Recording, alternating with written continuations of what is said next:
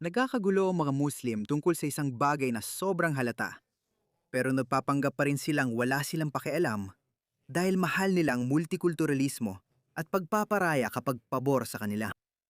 Pero bigla na lang hindi ito gumagana para sa kanila pagdating sa ibang tao, tulad ng mga tumalikod sa pananampalataya, karapatan ng kababaihan, o sa LGBTQ na komunidad.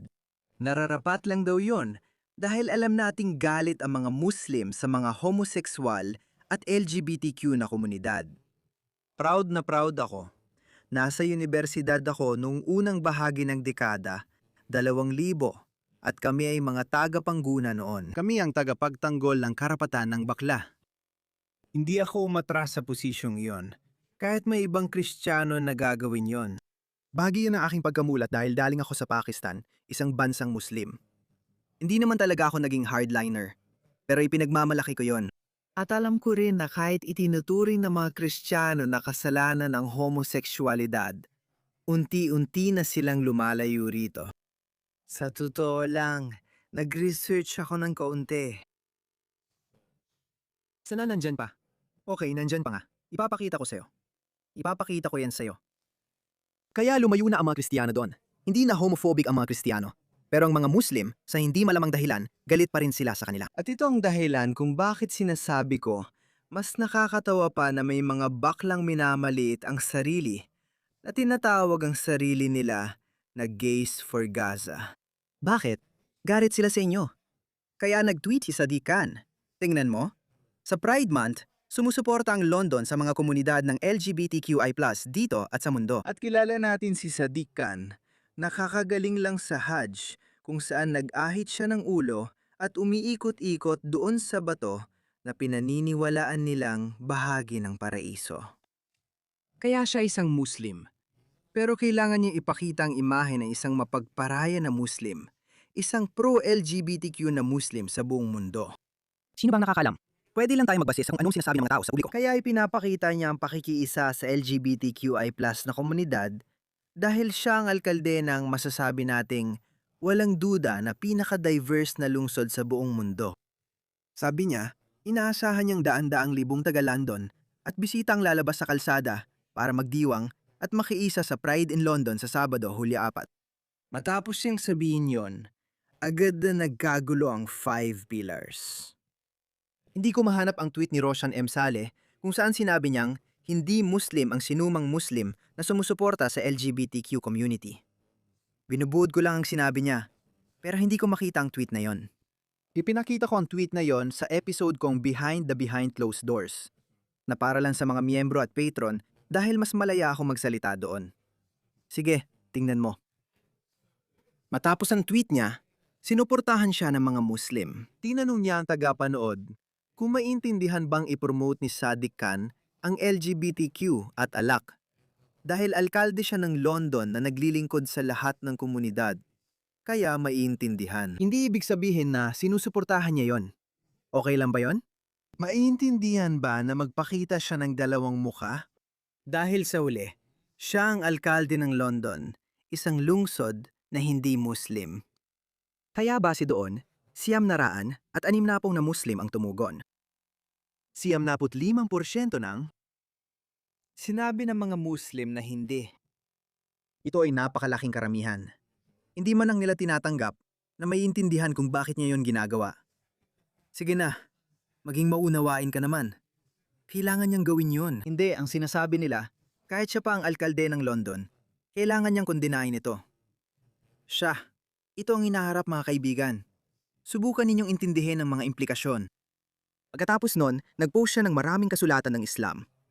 Ano ang sinasabi ng Islam tungkol sa mga homosexual na gawain? Sa pagsisimula ng LGBTQ Pride Month, pinaalalahanan ng mga Muslim sa malinaw na turo ng Islam tungkol sa mga homosexual na gawain. Ginagawa niyo ba ang imoralidad na di pa nagawa ng ibang nilalang sa mundo? Tunay nga, kayo ay lumalapit sa mga lalaki na may pagnanasa sa halip na sa mga babae. Si Muhammad ay hindi alam ang tungkol sa mga lesbiana, mga bakla lang ang binanggit niya. Dapat sinabi niya, lumalapit sa mga lalaki o mga babae na lumalapit sa kapwa babae. Hindi niya alam yon.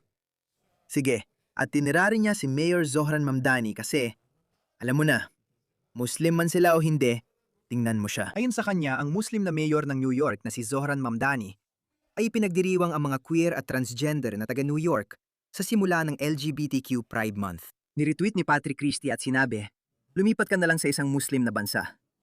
Dahil hindi tugma ang mga pinahahalagahan mo sa mga pagpapahalagang kanduranin. Sige, umalis ka na.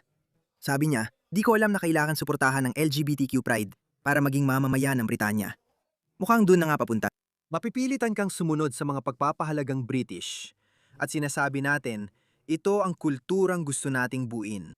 Sinusubukan nating lumikha ng isang kultura kung saan ng buong tapang at walang pag-aatubili mong hayagang ipinapahayag ang mga pinaniniwalaan ng sarili mong kultura at ginagawa mo itong nanginghibabaw na kultura sa bansa. Tulad ng kulturang Romano na namayani noon sa Imperium Romano, may ibang kultura pero nasa ilalim lang nito. Ganon din ang mundo na gusto nating buuin. Kaya kung magsasabi ka ng anumang salungat sa mga pagpapahalaga ng Britanya, ihilingin naming bawiin ang iyong pagkamamamayan at kailangan kang ipatapon sa isang bansang Muslim. Tinanong ni Patrick Christie kung ipagbabawal niya ang homoseksualidad bilang punong ministro. Hindi siya sumagot. Sa halip tinanong kung matutuwa ka roon. Sasagutin mo ba? Masaya ka bang sagutin yon? Nayon, galit na lang siya. Inis siya na hindi siya inimbitahan para magpahayag ng opinyon. At si Muhammad Amin ang pinagsalita para sa kanila. Hindi naman siya ang kinatawan namin. Kaya tama ang ginawa ni Patrick Christie. Inimbitahan niya ang Muslim na ito at tinanong ng mahihirap na tanong. Pakinggan natin. Sa tingin mo ba maganda para sa mga bakla sa Britanya na mabasa nila na ayon sa 5 pillars at gaya ng sinabi mo, karamihan ng mga Muslim sa Britanya ay iniisip na kasalanan ang ginagawa nila? Isama rin, Muhammad, kung paano tinatrato ang mga bakla sa maraming bansang Muslim. Dumami na rin ang imigrasyon na yon. Mayroon din tayong malaking bilang ng bagong imigrasyon, panibagong alon ng imigrasyon mula sa ilang bahagi ng mundong Muslim. Nakikita natin na marami sa kanila ang tumatawid sa English Channel halos araw-araw. At iyon ang mga illegal. Nakikita rin natin ang maraming legal na imigrasyon. Kaya may illegal at legal na galing sa mga Muslim na bansa na 100% homophobic. Nakakatawa ang mga tulad ng Gays for Gaza at kaliwa na ganoon ang iniisip. Ang paraan para alisin ang homophobia sa lipunang kanluranin, ikaw ang magiging. Ang mga galing sa third world, misogynistic, homophobic at Islamikong bansa ay magiging bukas din sa parehong ideya. Gaano ba yung katanga? Itong mga dumarating mula Pakistan, Bangladesh, Algeria, Tunisia, Morocco, Libya, Syria, 5 o 10 taon lang ang nakalipas, literal na itinatapon nila ang mga homosexual mula sa mga bubong. Pupunta sila sa London at sasabihin nila, ay, ang cute naman yan. Maraming bakla ngayon ang naglalakad matapos mabasa ang artikulo na mabilis kumalat sa social media. Sa tingin mo ba, mas magiging ligtas o mas hindi ligtas ang pakiramdam nila dahil dito? Walang dahilan para ang sinumang bakla sa UK ay makaramdam ng hindi ligtas dahil lang karamihan ng Romano Katoliko, Anglikano, Orthodox na Hudyo at Muslim ay naniniwalang kasalanan ang ginagawa nila. Kita mo, hindi totoo yan. Kaya nga nag-research ako at tiningnan ko. Alam ko na kahit di ko patingnan, nakapag-move on na ang mga Kristiyano. Kahit konserbatibong Kristiyano, tingin nila kasalanan ng homoseksualidad. Pero hindi nila kinamumuhian ang mga bakla o hinihiling na parusahan sila. Hindi sila nakikialam, hindi gaya ng mga Muslim na gumagawa nito. Alam mo kung anong ginawa niya? Sabi niya, ang mga Muslim, Kristiyano at Hudyo, pare-pareho nilang tinitingnan ang homoseksualidad bilang kasalanan. Hindi totoo yan. Tingnan mo, nakakatakot ang datos. 52% ng British Muslim tutol gawing legal ang homoseksualidad. 52% ng British Muslim ay nais gawing krimen ang homoseksualidad. 47% ang nagsabing hindi tanggap na magturo sa paaralan ng bakla o tomboy, malinaw na diskriminasyon. May mga gay for Gaza ring tanga. 56% ang tutol sa legalisasyon ng pag-aasawa ng parehong kasarian. Ito ang Sky News. 28% lang ayon sa Henry Jackson Society. 28% lang ng British Muslim ang ayaw ipagbawal ang homoseksualidad sa UK. Kaya maliit ang porsyento nito. Dapat kang mag-alala. Ngayon tinanong ko, paano mga Kristiyano? Ibig kong sabihin, naniniwala ba ang mga British Kristiyano na dapat ipagbawal ang homoseksualidad? Walang makabagong survey na nagpapakita na maraming British Kristiyano ang gustong ipagbawal ang homoseksualidad dahil wala talagang ganoong mga kahilingan. Bagamat may ilang Kristiyano, denominasyon, at individual na nakikitang makasalanan ang homosekswal na gawain, wala namang ebidensya ng aktivismo. Wala pa akong nakitang Kristiyanong aktivista sa loob ng dekada na humiling na ipagbawal ang homoseksualidad. Bakit laging Muslim ang tinutukoy? Laging mga Muslim ang matindi ang galit dyan. Kaya Gays for Gaza, magkaisa at tukuyin ang inyong kaaway. Sa totoo lang, hayalin niyong ipakita ko ang video na ito. Kailangan kong patutugin ang video na ito. Ganito kayo tinitingnan ng mga Muslim. Magkakaroon ng kasalanan sa proseso mo. Uupo ka sa tabi ng lalaking gagawa ng penetrasyon at sodomya sa isa pang lalaki ngayong gabi. At asahan mong bibigyan ka ng Panginoon ng tagumpay dahil nakatayo ka sa tabi ng isang lalaki na literal na ipapasok ang kanyang are sa puwitan ng isa pang lalaki. Kaya mga mahal kong kaibigang homosexual, mga kaibigan kong bakla, ganito na lang ang kinahinatnan ninyo. Ito na yon. Hindi na kayo magiging higit pa dyan. Pwede kayong sumigaw ng Gays for Gaza. Pwede kayong magpakahirap para sa kanila. Pwede kayong magpakababa para sa kanila. Kasi iniisip ninyong astig at uso yon. Ang kinabukasan mo sa ideolohiyang yan ay laging magiging isang huling party, rooftop party. At pagkatapos, bababa ka. See? Sa tingin mo ba, medyo mapagkunyari ito, lalo na based sa ilang datos na meron ako? Dahil tinitingnan ko dito ngayon sa Pakistan halimbawa na isang Muslim na bansa, halos 19 na milyong minor de edad na nobyo roon. Pag tinignan mo ang gawain ng batsa basa, na karaniwan talaga, hindi batsa basa. Batshabazi. Ang ibig sabihin ng batsa ay bata. Sa kulturang Afghan, na tila ay tungkol lang sa mga lalaki na nakikipagtalik sa mga batang lalaki. Sa tingin mo ba may pagkukunwari ang 5 pillars na pumunta rito, magsabi ng ganyan pero hindi harapin ang mga isyong iyon? Nasa iyo yan. Tanawin mo ang 5 pillars sa pananaw nila sa mga nangyayari sa ibang lugar. Nandito ako para pag-usapan ang gabay sa kanilang website na eksaktong kapareho ng pangunahing pananaw ng Simbahang Katolika, ng Orthodox na Judaismo, ng Anglikanismo. Hindi sila umaakto. Ang mga Hudyo o Kristiyano, hindi sila umaakto gaya ng ginagawa mo. Iyan ang sinasabi ni Patrick Christie. Sige na, dapat sana ay tumutol ka doon. At hindi ko alam kung nakikita mo ito. Siguro hindi Anglikanismo. Para alam mo rin, sa Simbahang Katoliko na dinadaluhan ko, nasa klase ako ng binyag kasama ang iba at may magkaparehang bakla doon. Kaya sa tingin ko alam mo na yon. Sasabihin niya na may mga baklang Muslim imam at pumupunta rin ang mga bakla sa mosque. Sa totoo lang, may video ako ng baklang yon o ng ganoong baklang Muslim. Alam kong tama ka. Sa tingin mo ba kasalanan ang homoseksualidad? Naitanong ka lang. Makatarungan ba yon? Para sa akin, hindi. Nakabasa ako ng libro tungkol sa homoseksualidad sa Islam na isinulat ng nagbalik loob at malaki ang epekto nito sa pananaw ko. Pero ito rin ang pananaw ng karamihan sa British Muslim. At naniniwala ako na kung tatanungin mo, ang sagot ay dapat at hayaan mong itanong ko ito sa iyo ngayon. At tugma ba yon? Tugma ba yon doon? Tugma ba yun? Oo. Tugma ba yon sa makabagong Britanya? Well, ang paniniwala dyan ay isang kasalanan. Oh. Sinasabi mo ba na ang Romano Katolisismo? Gusto kong sagutin mo ng direkta ang tanong. Itigil mo na ang paglilihis ng usapan papunta sa mga Hudyo at Kristiyano.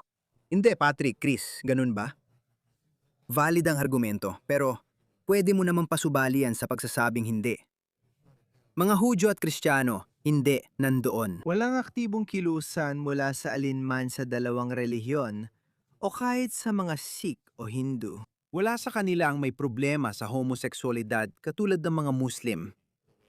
Palaging pinag-uusapan ito ng mga Muslim. Lagi inaakusahan ng masama ang mga homoseksual ayon sa isa sa mga tweet. Gumawa pa sila ng artikulo tungkol dito. Ang 5 pillars ay gumawa ng maikling gabay para sa mga Muslim na nakatira sa kanluran kung paano haharapin ang LGBTQ Pride Month tuwing Hunyo. Isipin mo yon. Alam mo kung ano? Isusulat ko talaga ang isang artikulo. Si Haris Sultan ay gumawa ng maikling gabay para sa mga hindi Muslim na nakatira sa kanluran kung paano haharapin ang Eid, ang buwan ng Ramadan, kung paano nila ito haharapin. At alam mo, magbibigay ako ng ilang mga rekomendasyon. Ayon. Pasensya, Patrick. Dapat kinontra mo yon. Sa tingin ko ikaw, hindi ba nagsorry na rin ang Papa o? Tinanggap na nila ang homoseksualidad, ngunit hindi ito pananaw ng karamihan sa mundo ng Kristiyano.